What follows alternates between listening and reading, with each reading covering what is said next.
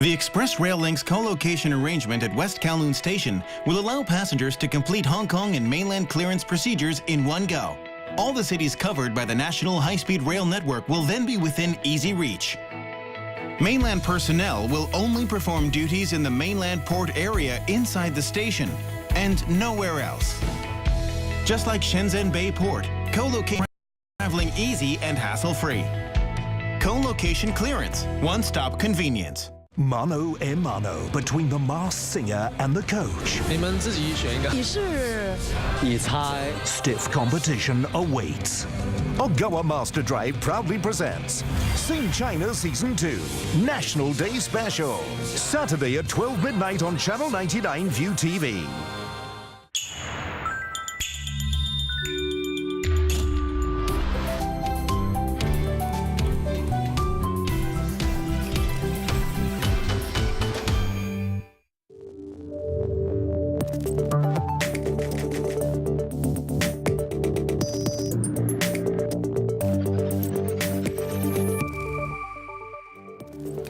Thanks for joining us for this late edition of ViuTV News. I'm Patrick Falk. Coming up, tackling corruption tops agenda on day 2 of Communist Party Congress.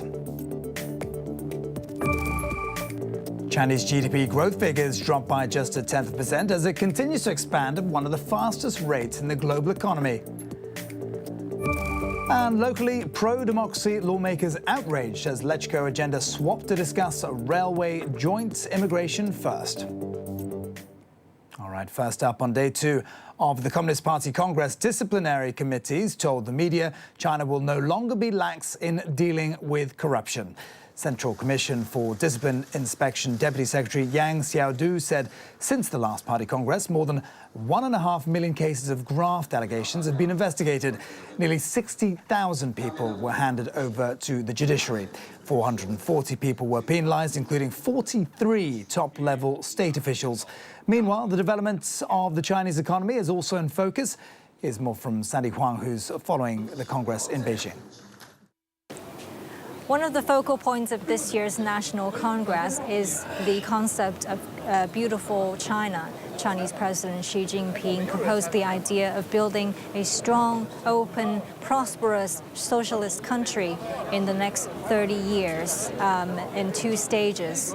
And it's worth noting that new statistics show that China's GDP grew 6.8% year-on-year in the 3rd quarter. And after 3 decades of rapid economic development, this is the time that China really needs to focus on the quality of development. And as President Xi Jinping stressed, that it's important for companies to self-innovate. And he also said that China will never grow its economy at the expense of others, and that means green development. And I'm actually standing outside the China Convention Center, where the China International Exhibition on New Energy, Automobile and Technology Application is being held right now. And it's backed by the Ministry of Industry and Information. And we can see that, the government has really put a lot of efforts and money into developing green technologies. And as the convention's slogan goes, the future begins right now. Sandy Huang there in Beijing.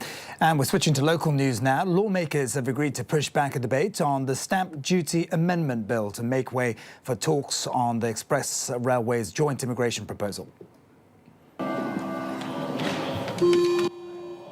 Angered by the change to the agenda, pro-democracy groups dragged out today's council meeting. They called for 11 quorum counts throughout the day. Eventually, the meeting had to be adjourned, but not before pro-establishment lawmakers voted in favour of prioritising the railway talks. Labour Party's Fernando Cheung blasted the government for bulldozing its way through LegCo, saying they have no choice but to filibuster. Meanwhile, pro-Beijing lawmakers have issued a joint statement to urge the LegCo president to throw out the Democrats' proposed changes to LegCo rules. Pro-democracy lawmakers submitted 34 proposals to the full council to amend procedures. The move is seen as a ploy to buy time and stop their opponents from pushing through harsher rules on filibustering before LegCo by-elections in March. Rules of Procedure Committee Chair Paul Dare says the Pan Democrats should be putting the proposals through his committee first before taking them to the full council for debate. But the LegCo president, who has the final say, hasn't made up his mind yet. I will have time, look at it, and I will act according to the rules and procedure and past practices to decide on how to deal with it.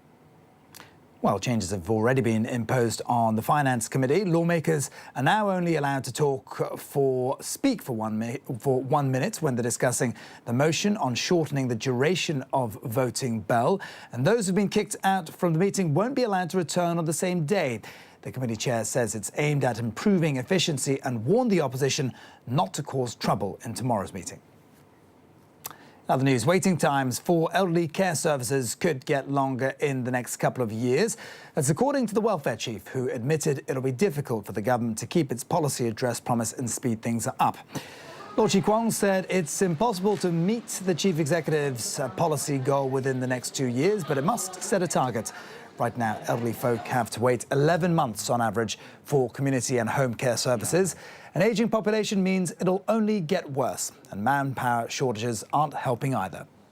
We hope caretakers can get a pay raise by April 2018, and that will make it easier for elderly homes to hire. But frankly speaking, I don't know how much that would be enough.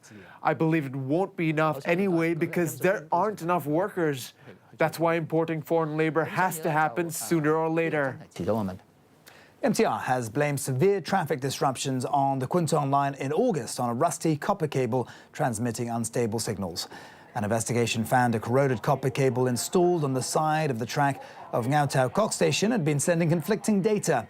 That forced some trains to stop. The MTR is going to replace the copper cables with optical fibre this month. And to news elsewhere now. The US has further accused Iran of violating UN resolutions, saying it will no longer turn a blind eye to the regime's behavior. At a Security Council meeting, US Ambassador Nikki Haley voiced concern that Iran may soon become another North Korea. This as President Donald Trump last week refused to formally certify that Iran is curbing its nuclear program. Most sanctions were lifted last year under a landmark 2015 nuclear deal, but Tehran is still under an arms embargo. There are concerns it may have violated that, while the US is also accusing it of violating resolutions on Lebanon and Yemen. Worse, the regime continues to play this council.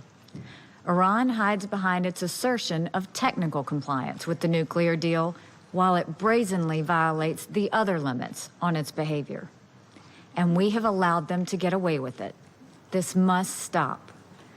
While Haley spoke exclusively about Iran during the Security Council meeting on Israel and the Palestinians, which led her Russian counterpart to later ask if the US had confused the agenda items. Despite Haley's concerns, no council members proposed any action against Iran, with diplomats saying veto powers, Russia and China, were unlikely to agree to more measures. Meanwhile, Iran's ambassador hit back, calling the Trump administration's approach to global affairs dangerous. He said if his country had hegemonic ambitions, the nuclear deal would never have been reached. The nuclear deal would... Up next, the latest from the world of business.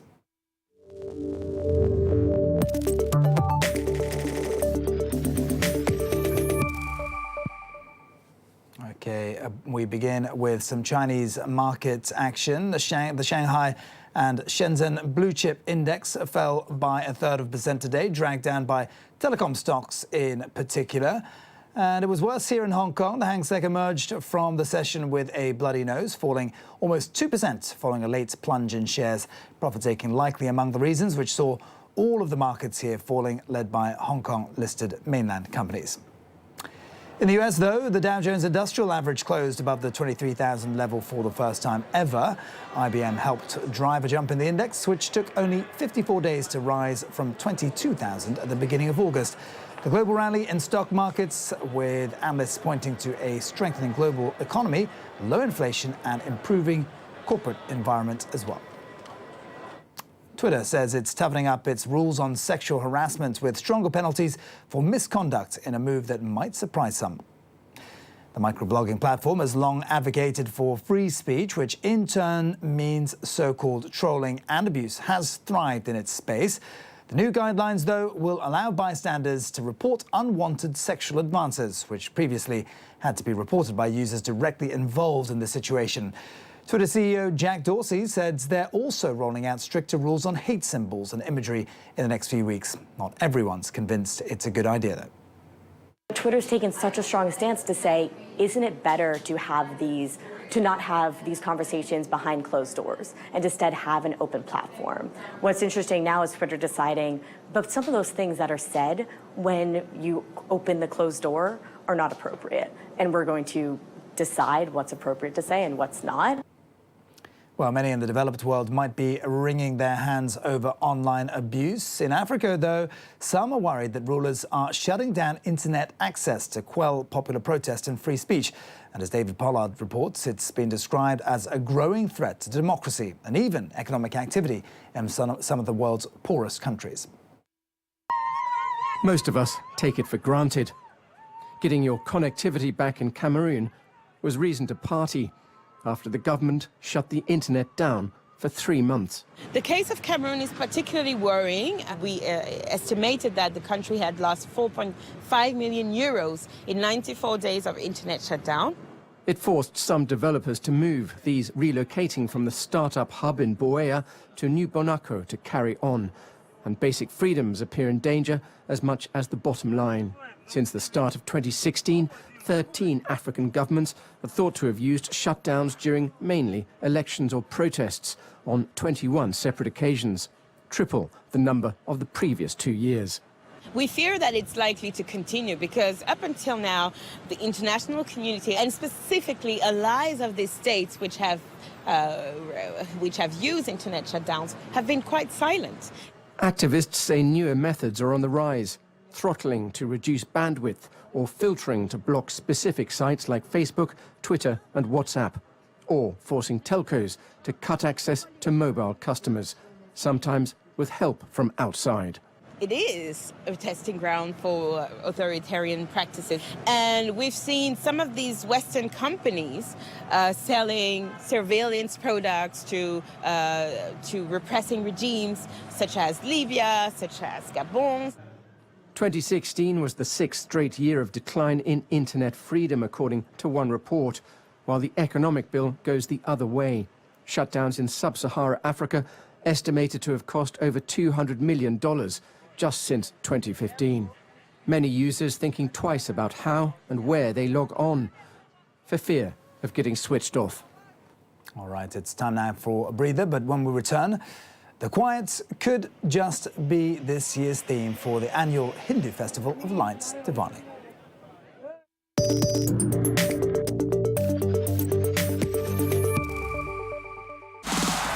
Live coverage of Premier